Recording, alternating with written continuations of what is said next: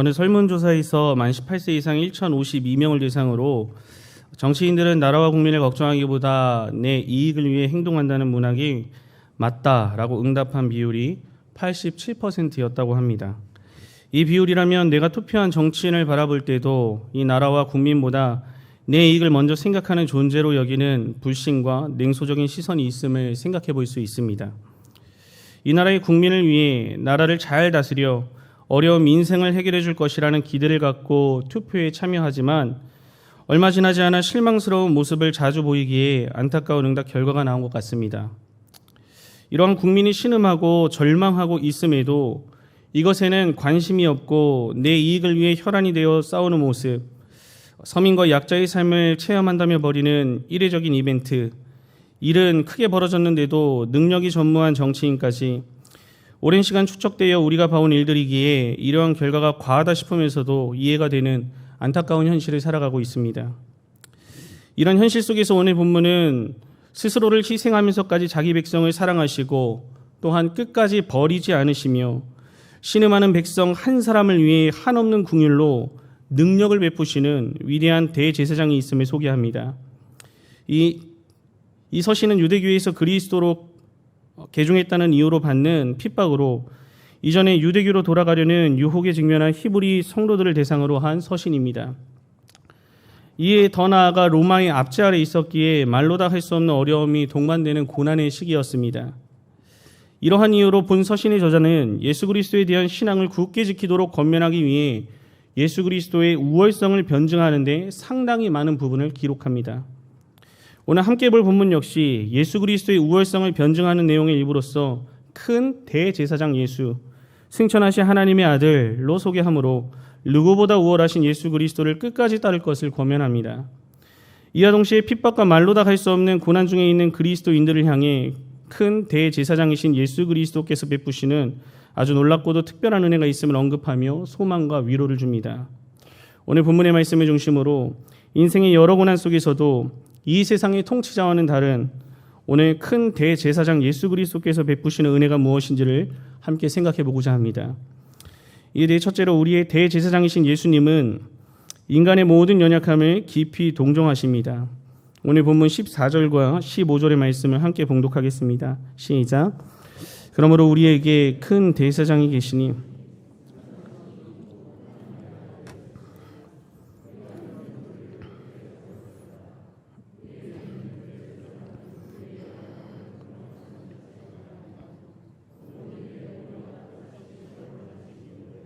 죄는 없으시니라. 아멘. 4장 14절의 말씀은 새로운 주제를 시작하는 서론 부분의 말씀입니다. 앞서 1장부터 4장 13절까지는 우리 예수님의 신분과 구원자로서의 우월성을 증거했습니다. 이것을 좀 더 구체적으로 보면 이 당시 유대 출신 성도들이 신성시했던 천사와 누구보다 탁월한 민족의 지도자로 추앙받던 모세보다 뛰어난 예수 그리스도의 우월성을 주장합니다. 이에 이어지는 본문의 말씀은 우리 예수님의 대제사장으로서의 지위와 사역의 우월성에 대해 새로운 증거를 이어갑니다. 이를 시작하는 접속사는 인과적 의미가 아니라 문장 전환의 기능으로 사용되어 봤을 때 더 확실히 확인할 수 있습니다. 오늘 이렇게 대제사장으로서 예수님의 사역을 언급하며 시작하는 이 저자는 큰이라고 하는 수식어를 붙여 예수님께서 다른 제사장들과 다름을 분명히 합니다. 즉 이전 구약의 레위 계통의 대제사장보다 훨씬 우월함을 나타내기 위해 큰이라고 하는 수식어를 의도적으로 사용한 것입니다. 오늘 이렇게 레위 계통 제사장들과 확연히 구별되는 점은 첫째로 예수님이 승천하신 이라는 점과 하나님의 아들이라는 것으로 설명됩니다. 오늘 본 서신의 저자는 이러한 예수 그리스도를 굳게 잡자는 것으로 오늘 성도들이 예수 그리스도에 대해 믿는다고 공언하는 그 신앙 고백을 흔들림 없이 유지할 것을 권면합니다. 앞서 말씀드린 대로 이 당시 유대교에서 그리스도교로 개종했다는 이유로 핍박과 고난을 당했던 것과 로마의 압제하에 말로 할 수 없는 고통을 당하던 상황에서 예수 그리스도를 믿는 것을 포기하려 했던 상황과 연관된 권면입니다. 이에 이어지는 15절은 이러한 대제사장으로서의 예수 그리스도는 신자의 연약함을 동정하신다는 사실이 말로 다 할 수 없는 현실의 상황에서도 우리가 그 예수를 끝까지 붙들어야 할 이유라고 설명합니다. 실제 이 땅의 모든 인간은 여러 연약함을 가지고 살아가는데 헬라어 원어를 보더라도 연약함에 대한 단어를 복수로 사용하여 인간이 지닌 여러 한계점들을 잘 표현하고 있습니다. 이에 대해 예를 들어 인간이 겪는 육체적이고 정신적인 약함, 또한 피곤함, 배고픔, 목마름 등 인간의 한계와 관련된 여러 고통들을 우리 예수님께서도 체험하셨다는 말씀입니다. 오늘 이렇게 인간의 여러 연약을 체험하셨다는 것을 동정하셨다는 말로 표현하는데, 이 동정하다는 것은 겪다, 또한 고난당하다, 공감하다라고 하는 의미가 담겨 있습니다. 즉 이 땅에 인간의 몸을 입고 성육신하신 예수 그리스도는 완전한 사람으로 오신 것이기에 우리가 느끼는 감정을 가지셨고 인간이 겪는 연약함을 동일하게 느끼셨던 것입니다. 이것은 이 당시 사람들에게 이해하기 힘든 새로운 관념이기도 했습니다. 이 유대인들에게 있어 하나님은 거룩하신 분이었는데 이 거룩의 어원과 같이 완전히 다른 분이라는 인식이 있었습니다. 이들에게 하나님은 인간과 완전히 다른 존재이고 인간의 세계와 차원이 다른 곳에 서 계시고 인간의 경험과 완전히 무관하신 이질적인 분으로 인식했습니다. 또한 스토아학파는 여호와 하나님의 가장 큰 특질을 무감각으로 여겼습니다.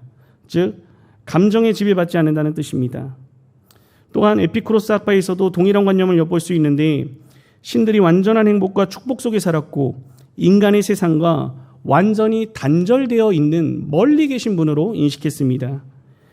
오늘 본서의 저자는 이러한 보편적 인식의 흐름을 깨고 하나님이신 예수 그리스도가 인간의 자리까지 내려와서 인간의 연약을 친히 경험하신 분으로 올바르게 소개하고 있는 것입니다. 오늘 본서의 저자는 예수 안에서 자기를 계시하신 하나님이 인간의 감정을 공유하신 분이라고 증거합니다. 이처럼 예수님이 우리와 똑같은 사람이 되셔서 인간의 모든 연약을 친히 공유하셨기에 이분은 우리를 누구보다 잘 이해하실 수 있고 또 우리에게 완전한 도움을 주실 수 있는 것입니다.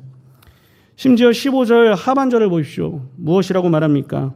우리와 똑같이 시험을 받으신 분이라고 말합니다. 즉 예수 그리스도 역시 우리와 동일한 완전한 인간이었음을 한 번 더 강조한 말씀입니다. 우리와 똑같이라는 말씀과 같이 성육신하신 예수 그리스도의 공생애 동안 당하신 시험이 우리가 당하는 시험과 같은 것이었음을 알게 합니다. 실상은 우리처럼이 아니라 사탄의 총공세를 공생애 내내 받으셨을 것이기에 우리보다 훨씬 더 큰 시험이 있었을 것입니다. 즉 예수 그리스도는 죄가 없으시다는 한 가지 사실을 제외하고 인간과 똑같이 시험을 받으셨고 그 정도에 있어서는 훨씬 더 심했음도 생각해 볼 수 있는 것입니다. 오늘 본문에서 예수님께서 받으신 시험은 예수를 넘어뜨리려는 사탄의 유혹으로 아버지이신 하나님의 뜻을 불순종으로 이끌기 위한 철저히 계산된 술책을 의미합니다. 이에 대해 첫사람 아담은 사탄의 유혹에 넘어갔지만 이후 나타난 둘째 아담인 예수 그리스도는 하나님의 뜻에만 전적으로 순종하여 모든 유혹을 이기시고 승리하셨기에 이를 믿고 또한 대제사장이신 예수 그리스도만을 붙드는 것이 어떤 유혹에도 흔들리지 않고 그 신앙을 견고히 할 수 있는 비결이 된다고 말하고 있습니다. 이러한 이유 때문에 예수를 믿는 믿음으로 그와 연합된 성도가 이 땅을 살아가며 받게 되는 여러 유혹 앞에서도 우리가 이길 수 있는 실제적인 필요를 공급받게 되는 것입니다.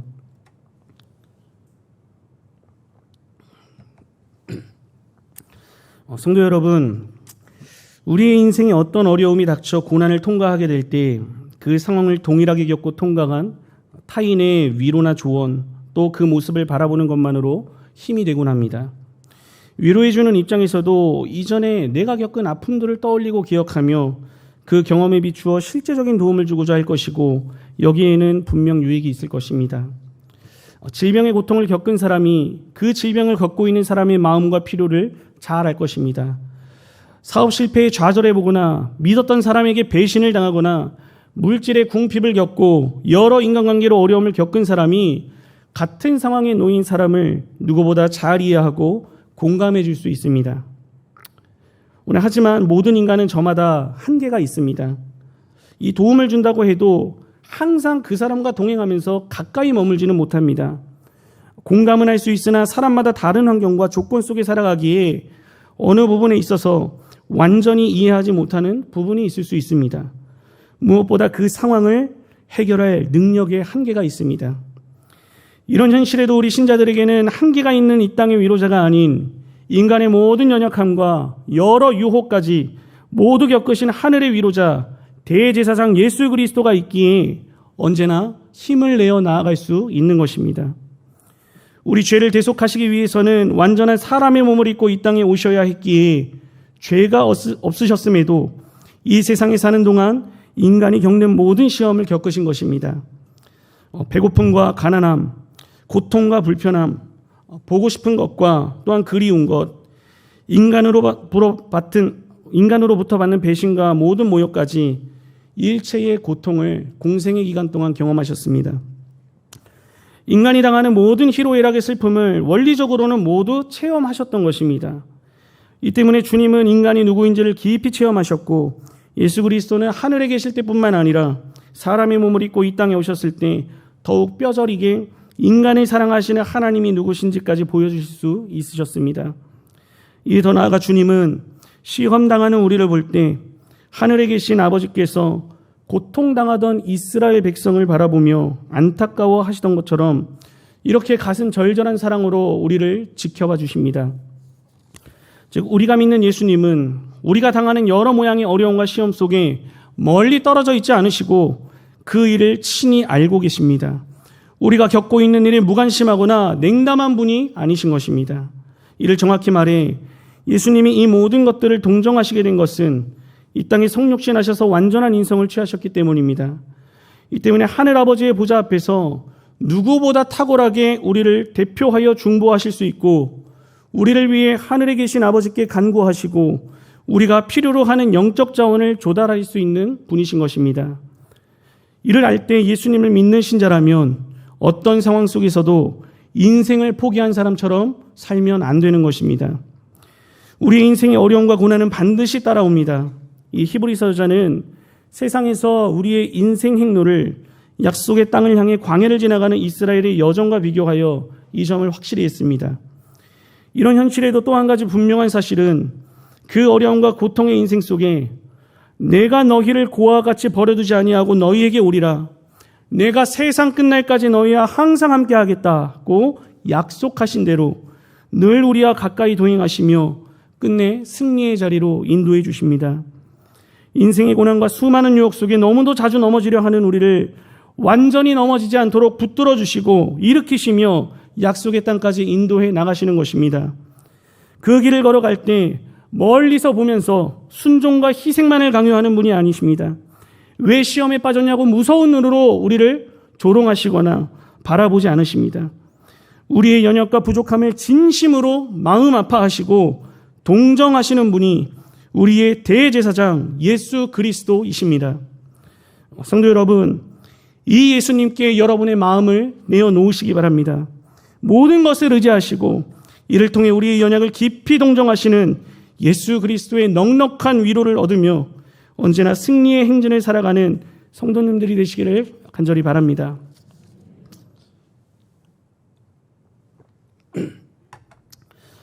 둘째로 우리의 대제사장이신 예수님 앞에 나아갈 때 긍휼과 돕는 은혜를 베풀어 주십니다. 오늘 본문 16절의 말씀을 함께 봉독하겠습니다. 시작. 그러므로 우리는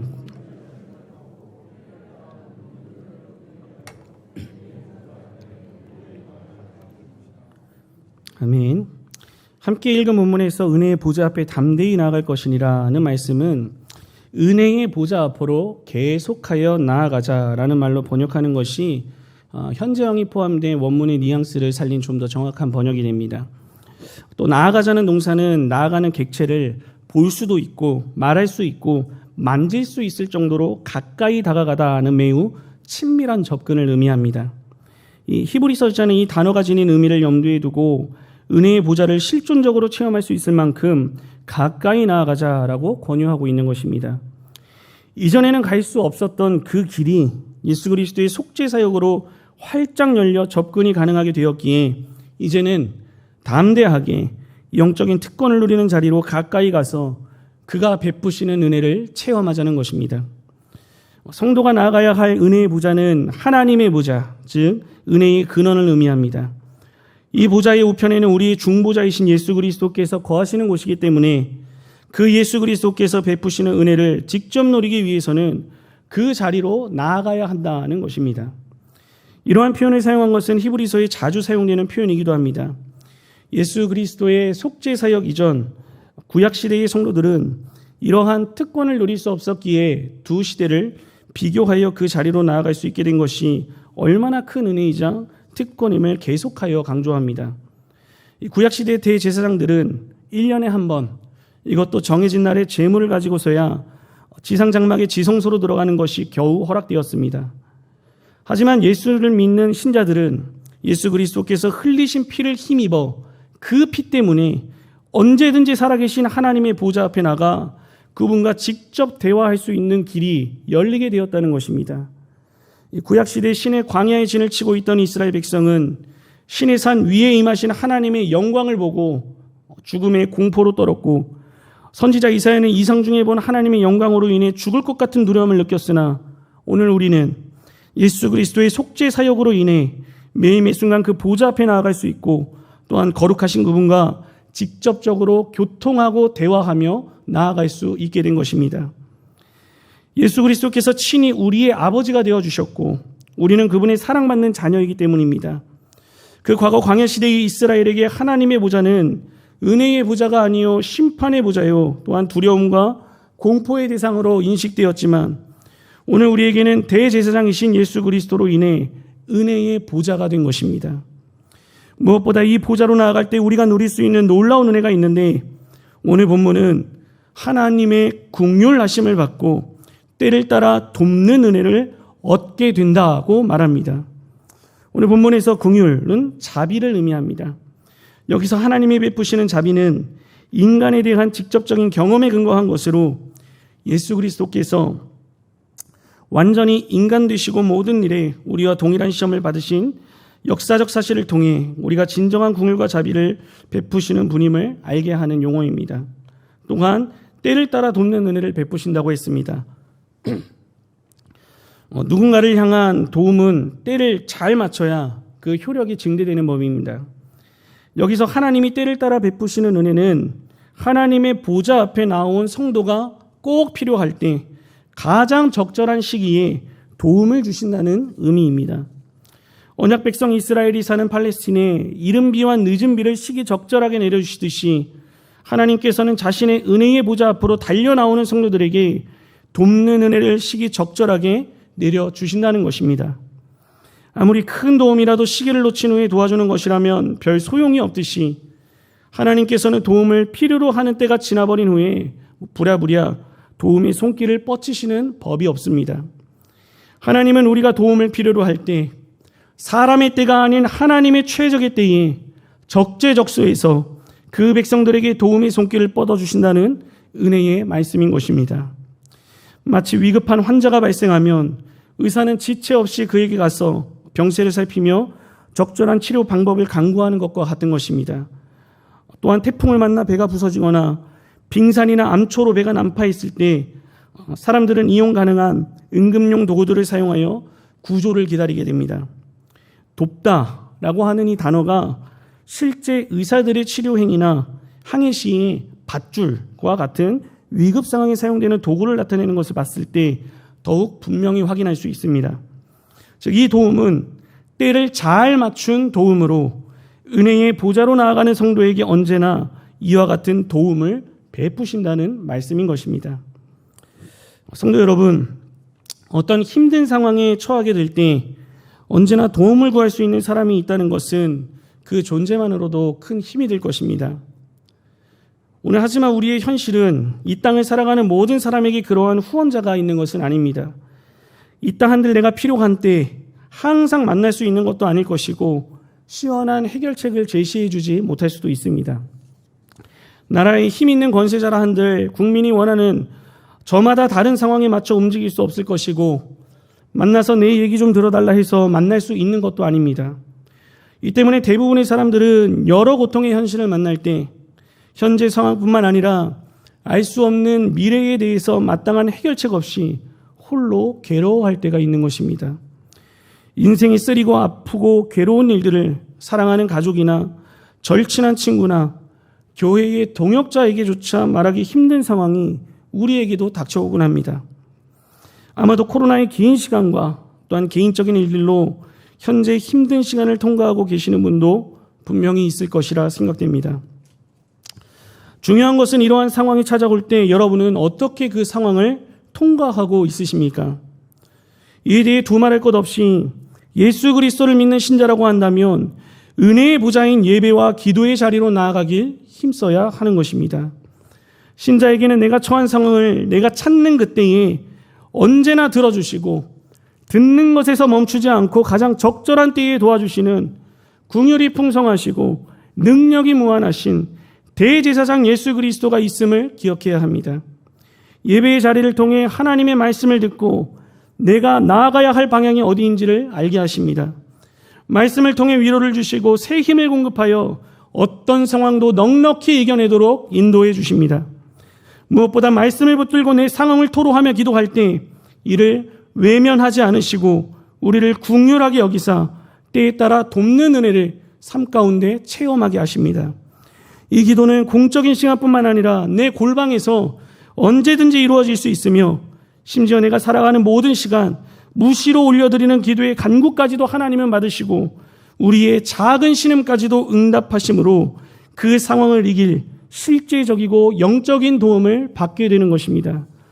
문제는 우리가 이 일을 체험하지 못했기에 믿지 못하거나 우리의 나태함과 게으름이 현실이라는 절망 앞에 나아가지 못하는 데 있습니다. 성도 여러분, 지체하지 마시고 때를 따라 돕는 은혜를 얻기 위하여 은혜의 보좌 앞에 담대히 나아가 베푸시는 신자의 특권을 누리시기 바랍니다. 혹시나 이 말씀 앞에 하나님 앞에서 부족했던 내 모습이 걸려 나 같은 사람은 이런 은혜는 누리지 못할 거야. 내가 얼마나 죄가 많은데 라고 생각하시면서 자격이 없다고 여기며 지체하시는 분들이 있을지 모르겠습니다.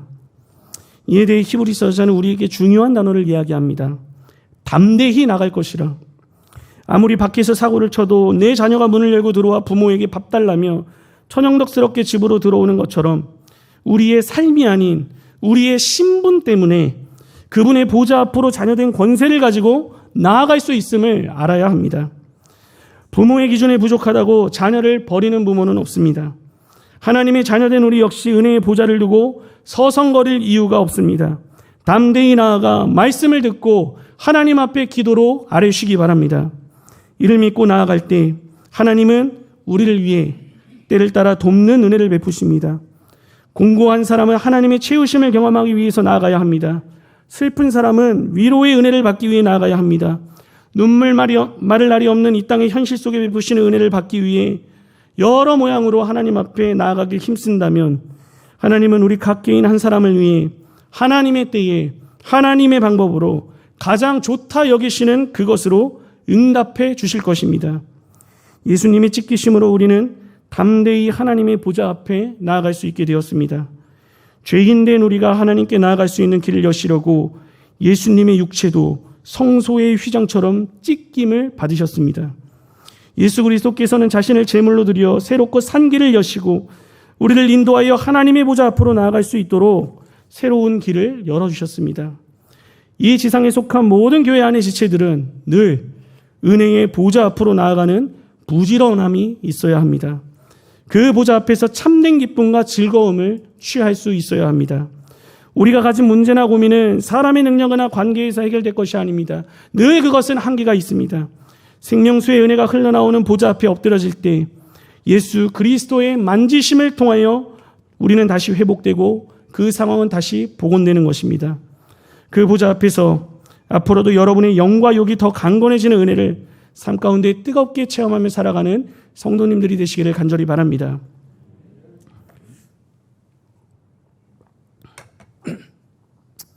오늘 헌신하시는 28에서 30 남전도의 회원과 성도 여러분, 서론에서 말씀드렸듯이 이 편지의 수신자들은 내부와 외부로부터 수많은 고통을 받고 있었지만 오늘 소개한 대제사장 예수 그리스도에 대한 증거를 통해 말할 수 없는 위로를 얻게 되었을 것입니다.